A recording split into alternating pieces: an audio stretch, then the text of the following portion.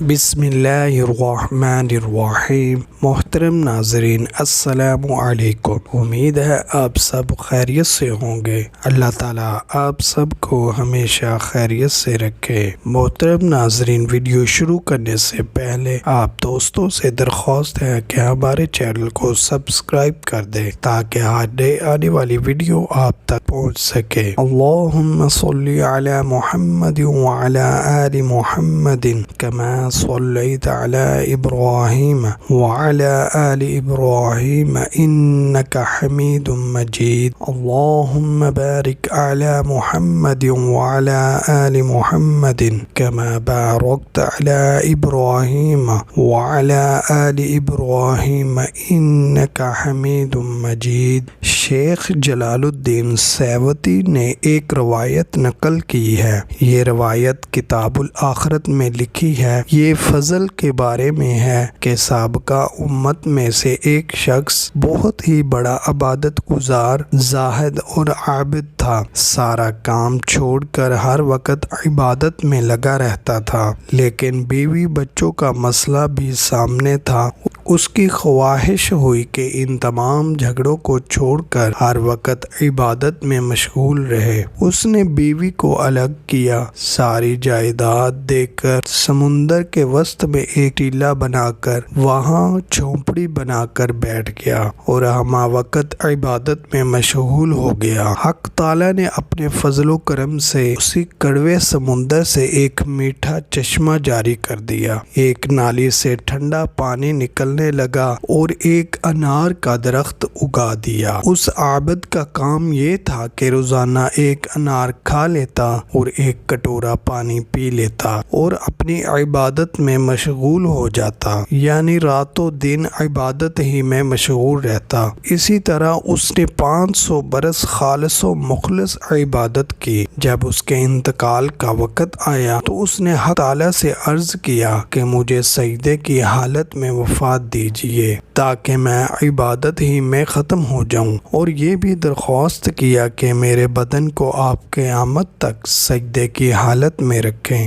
تاکہ میں قیامت کے دن صورتاً بھی سجدہ گزار اٹھوں۔ اللہ تعالیٰ نے دونوں درخواستوں کو منظور فرمایا۔ ان کی وفات ہوئی اور اسی حالت میں بدن محفوظ فرمایا۔ مورخین ارشاد فرماتے ہیں کہ آپ بھی محفوظ ہے، لیکن وہاں پر اللہ تعالیٰ نے ایسے گنجان درخت اگا دیے ہیں کہ لوگ ہیبت زدہ ہیں، وہاں پر جاتے نہیں۔ بہرحال انتقال کے بعد اسی حالت میں حق تعالیٰ کے سامنے اس کی پیشی ہوئی یا قیامت کے دن ہوگی۔ اللہ تعالیٰ فرمائیں گے کہ بندہ، میں نے اپنے فضل و کرم سے تجھے بخش دیا اور مقام کریم عنایت کیا، تو جنت میں جا۔ اس عابد کے دل میں ایک وسوسہ گزرے گا کہ 500 برس ہم نے خالص عبادت کی مگر اب بھی اپنے فضل ہی سے بخش رہے ہیں، کم سے کم دلداری کے لیے یہی فرما دیتے کہ ہم نے تیری عبادت کے بدلے میں جنت دی تو میں خوش ہوتا کہ محنت ٹھکانے لگی۔ اب اس کا مطلب یہ ہے کہ میں نے عبادت ہی نہیں کی، صرف فضل ہی سے بخشا گیا۔ یہ وسوسہ عابد کے دل میں آیا۔ اللہ تعالیٰ تو علیم بذات الصدور ہے، یعنی لوگوں کے دلوں کی کھٹک کو بھی جانتے ہیں۔ ملائکہ سے فرمائیں گے اس کو دوزخ میں ڈالنا نہیں، البتہ لے جاؤ اتنی دور اس کو کھڑا کرو کہ جہنم 500 برس کا راستہ وہاں سے ہو۔ ملائکہ اس کو